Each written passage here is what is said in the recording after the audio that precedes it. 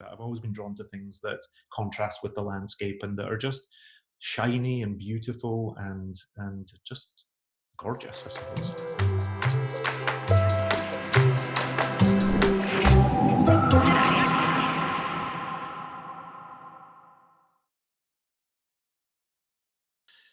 It's been a very strange year to win the Booker Prize. Actually, to publish the book in the pandemic was difficult because after 10 years of work, I published it a week before the pandemic hit. And so with all this hope and excitement, suddenly the world was focused on different things. And I thought Shuggie would get lost in the sort of the hustle, I suppose. And then to be nominated and then to win the Booker has been really phenomenal. But although it's changed my entire writing career, you'll be able to tell that I actually haven't left the house in 11 months. And so I haven't been able to meet readers or to connect with other writers in a way. And so it all feels a little bit surreal. Shuggie didn't necessarily come from a conscious thought. It came from an abundance of feeling. I think it was almost an instinct to begin writing, and I began in the winter of 2008. And I sat down without intimidating myself by thinking, "Oh, I'm going to write this book." I wrote and I wrote and I wrote and I wrote, and I allowed that to be enough. And in fact, the first draft of the book came out. I began at the heart of the book in chapter 13, where the two brothers are traveling across a sea of slag and on the coal mine. And then actually I went to a different scene in chapter 22 and then back to chapter 3. And I found that the best way for myself to really just get the book out and get it on paper and not place many limitations on it. But I worked on it for about 10 years, and part of that was because I had to make a living, as all writers do, so I was working. But the other part was because I loved the characters so much I didn't want to say goodbye.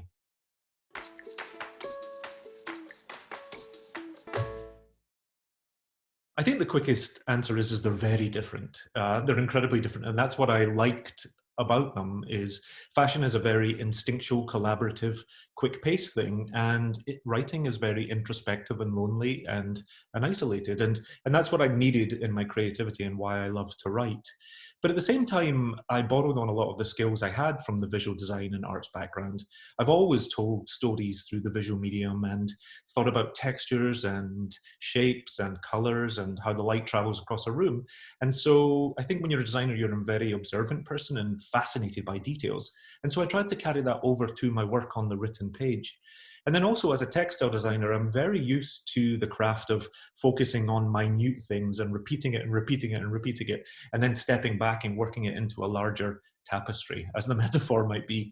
And in a way, writing can be like that. You have to be maniacally focused on every single word and every single letter, and then always stepping back and thinking about the larger picture.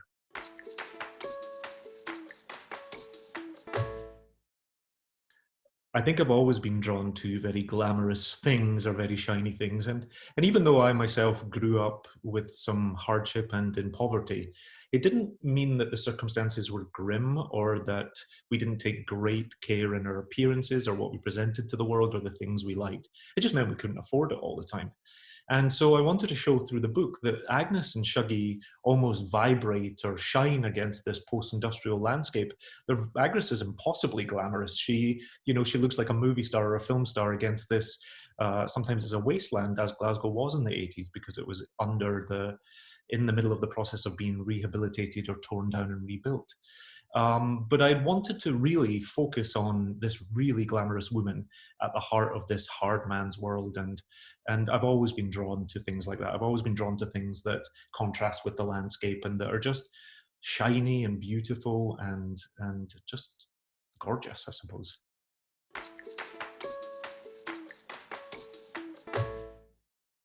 I won't lie, it's given me a lot of sleepless nights. I actually found writing the book incredibly cathartic and healing. When you're a child who suffers with a parent who has addiction, you don't have any control, and there can be an awful lot of trauma there, and there's a lot of trauma in the book. But to write about it can be incredibly healing because it makes you face up to things and focus on them. But certainly publishing the book brings you another level of anxiety because writing, I think, is the most intimate, writing and reading is one of the most intimate relationships you can have with anybody. And especially in a pandemic when I haven't been able to go out and sort of look after Shuggie as he goes out into the world, I felt very raw and exposed. And so it's been wonderful to see readers really take Agnes and Shuggie to their heart. And that's meant the most to me.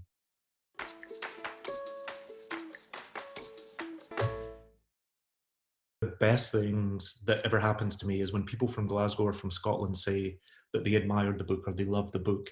It is a personal resonance with me when someone says, oh, I know an Agnes, or I know a Shuggie, or a Ginty, or a Eugene, and that they feel the characters are real and very true to life.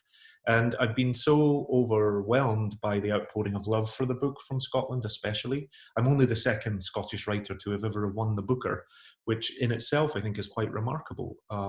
But Scotland's really supported the book and got behind it. And the only strange thing is I actually haven't been home. I'm here in New York. And since winning the Booker, I haven't been home and seen my book in a bookstore. I haven't seen my friends and family. I haven't been able to celebrate in my hometown.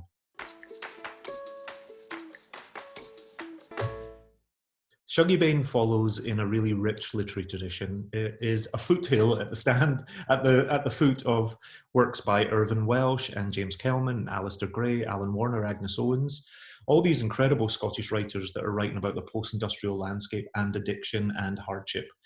But I'd always found as a reader that they tended to focus on heterosexual men because it was a working man's city or a working man's region. And it always had the man at the heart of a narrative. I'd never known the world to be like that because I am the queer son of a single mother. So my entire experience of Glasgow and of Scotland was from a queer point of view or from a woman's point of view, from a feminine point of view. And so when I wanted to write Shuggie, I knew that I wanted to rewrite history and just focus on this mother and her world of other women, and then this little gay boy and what sort of happens to him as he tries to come of age.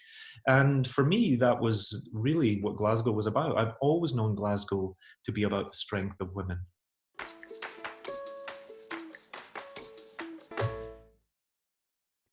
It is certainly difficult to write after winning the Booker Prize. It's hard to find the time, first of all, and then the mind space. And I think there's a lot of expectations on your next book.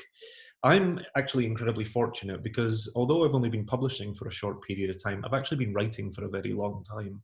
And so my second novel, before I was even longlisted for the Booker, was complete. And so I'm excited to share my second book with you very soon, and it should be published in spring 2022. But I am really anxious about my third book, so that doesn't get me off the hook. It just delays the impact a little bit.